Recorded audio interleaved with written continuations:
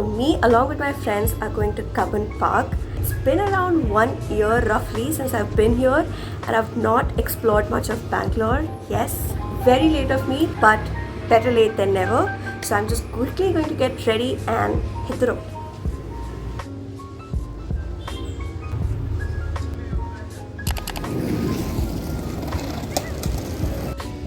Guys, I can never ever think about Cubbon Park or even dogs in general without remembering Speedo anymore, because he was our bundle of joy, the epitome of laziness and slobber face whenever there was food around. And he was one of the most hungry, happy, and I don't give a fuck boy. I miss him a lot, and this video is just a small dedication to his beautiful memory. And I remember by the time we walked around just a section of Cubbon, Speedo was done. He had had enough and we had to wrap up quickly. But I loved it though. It was really peaceful, calm and nice. Though I would recommend you to keep a mosquito repellent handy, because trust me, the place is infested with them. Now throwing it back to the year 2021, the very next day I landed in Bangalore. I went straight to Bannerghatta National Park. I don't know why, but it was the first place I went to, and because of which it will always have a special place in my heart. I don't know if it was just meant to be or was it the influence of Inception, but very much like the first place I visited in Bangalore, which was this national park all connected to nature and stuff, of course. That is exactly how my go-to choices of a perfect weekend outing has panned out to be, which is like going on treks, walks, bringing new plants and nature back to my home. Honestly, love that for me. But my favorite part of this national park was definitely the safari, and I would highly recommend you take the AC bus for it. To be honest, I had really low expectations for what I'm gonna see, but I was left quite surprised by just the sheer number of sightings that we had. I wasn't expecting it at all.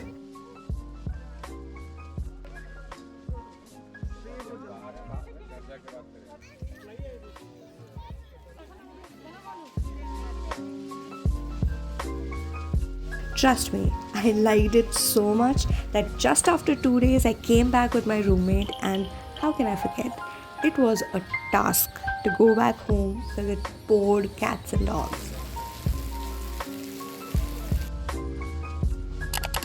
Continuing with the adventures that I took on with my roommate, in this video I have also sprinkled along the places which I didn't quite enjoy, wouldn't recommend because I thought it's only fair that way. So do keep an eye out for those places, just like this one.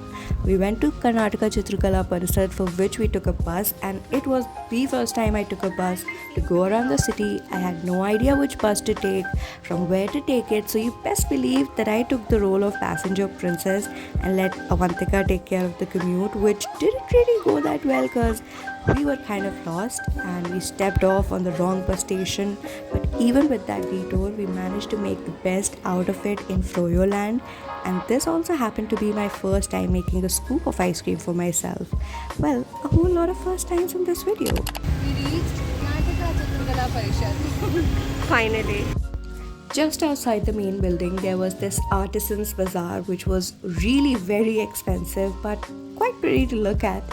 And there were so many options for oxidized pieces, but sadly I'm allergic to all of them, so I didn't get any. And not gonna lie, the museum in itself was very underwhelming, to say the least.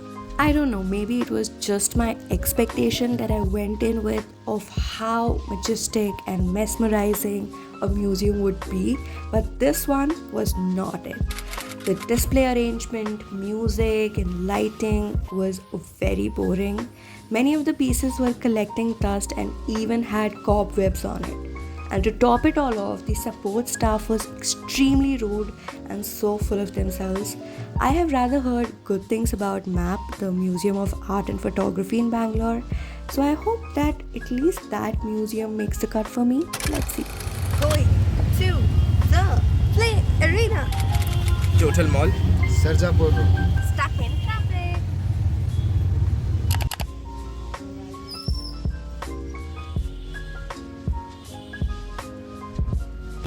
Hi YouTube. अरे देखो blogger Okay, so if you know me, you know that I'm not a very sporty person. I don't know how to drive. So when I was signing those safety security papers for go-karting and was waiting in line for my turn, I was dreading from inside. Stay ready हाथ एक हो रहे हैं बहुत power से पकड़ना है नहीं हाँ फिंगर देख Plain and simple, I wanted to chicken out. But obviously, I didn't want to embarrass myself that much, so I went along. But guess what? I got stuck in those tired barricades for 5 times. That's how bad it was. But I wouldn't say I didn't enjoy, and as a consolation to myself, even after doing so bad, I didn't come last in the race. And that is enough motivation for me to come back and give it more shots, even if I continue to suck at it.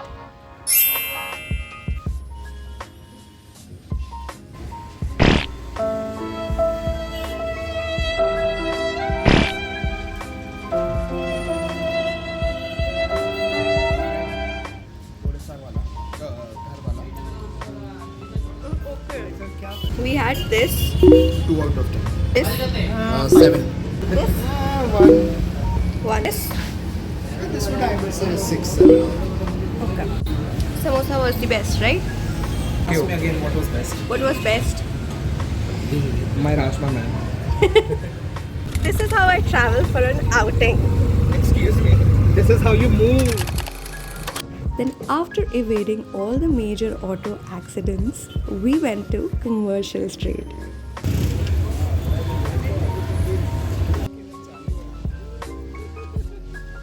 Guys, I'm from Lucknow, right? And this place looked exactly like the little sister of Aminabad.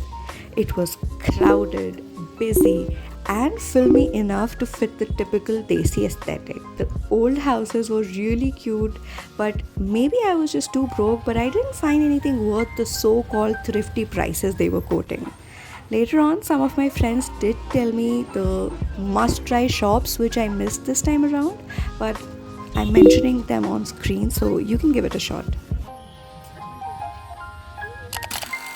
One day I was super bored and didn't have anything better to do, so I thought to give Planetarium a shot. I went there with barely any expectations, and rightfully so, because I had traumatic flashbacks from plus 2 science stream era, and you can literally see me struggling both mentally and physically here. There was not much to do or see here which I already haven't seen, so we ended up betting.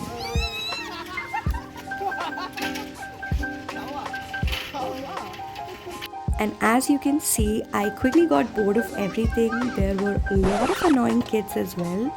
But to my surprise, the only good thing that came out of this outing was a beautiful power nap in the theater. If you want that 45-minute nap, then great. But otherwise, you can happily skip this place. Such beauty and wonder. Coming on to the most amazing place of Bangalore for any book lover, it's this book fair in Kormangla. You'll forget Blossoms once you get here. It was extremely affordable. And even better was this Lock the Book Fair in JP Nagar by Book Chor.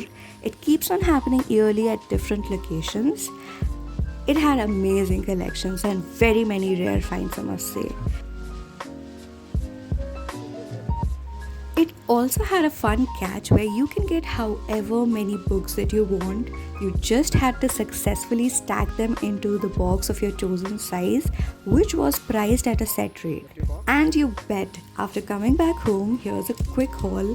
I calculated the original prices from Amazon, and to my utter shock, I got books worth more than 12,000 rupees in just 1800. I was blown away, like totally shook it. Do you remember I told you a while ago in the video that I'm not sporty or least bit athletic? Here is another testament to prove that. Look at me acing the gutter move, bowl after bowl after bowl. Game, I hate myself. Yeah, it was so bad that even God was sick and tired of me, and he felt so sorry that he let me have this moment on my very last bowl. And happy with just this. So yeah, it was great fun and 10 on 10 recommend. Now on to the famous Raasta Café, and spoiler alert, the long drive to the cafe was the only good thing about the cafe. Otherwise, the ambience, the crowd, the food was so supremely lame, bland and substandard. Would not recommend at all.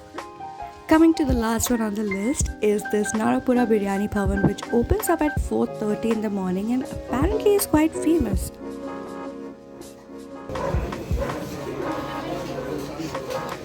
Hi Diranshi. Hi. What's the time? It's 5 a.m. almost. And why are we here? To have biryani.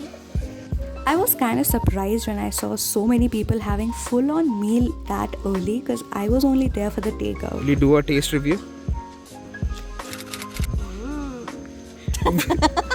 And yeah, that was it for this video. Let me know in the comments what are your go-to places in Bangalore, and I'll see you next time around. Bye bye.